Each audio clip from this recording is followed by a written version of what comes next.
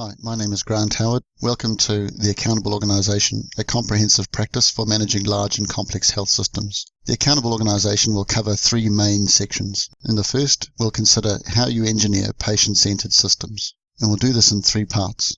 We'll consider what a patient-centred system looks like. We'll consider clinical engagement and how that fits into a properly structured health organisation. And then we'll talk about how this enables you to conduct operational management. The purpose of this video is not to tell you how you do this in detail, but to provide some of the concepts that you may encounter. So, let's talk about this introduction to patient-centred services, clinical engagement, and operational management. What we really want to do is just touch on all three of these and then show you in detail how they all work together and enable each other. This is a standard org chart, which most of you will have in your organisation. It shows the chief executive at the top and cascades down to lower levels of management. Unfortunately, these traditional depictions of how organisations are put together really don't take the patient into consideration at all. In fact, if we try to fit the patient in, it would look something like this. So management at the moment happens up and down, but in fact the patient is travelling across. Now this is where the word system comes into play.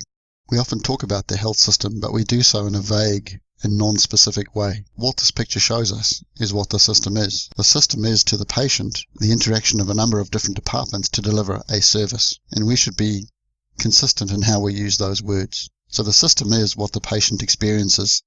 The service is what a number of departments deliver and how they deliver it, and whether that's satisfactory or not. Now within this, we strike a unique situation in health. For a long time now, people have struggled with the idea that clinicians appear to be somewhat autonomous but somewhat part of the organisation. And really that can be distilled down to two considerations. The first is that the clinician has a role as a member of a department, and in this role they have a task to perform which the department is responsible for. This could be seeing a patient in the outpatient department, it could be conducting an operation, it could be seeing a patient on a ward. The second role is of more interest to us because that's the role where the clinician travels through the service with the patient, directing what resource gets used in the treatment of that patient. So you can imagine this if I say it's the clinician who decides when the patient gets admitted, when they get discharged, and what happens in between. And any management structure that we put in place has to be able to cope with the complexity of these two roles. Not only must the department be managed, but the service must be managed too.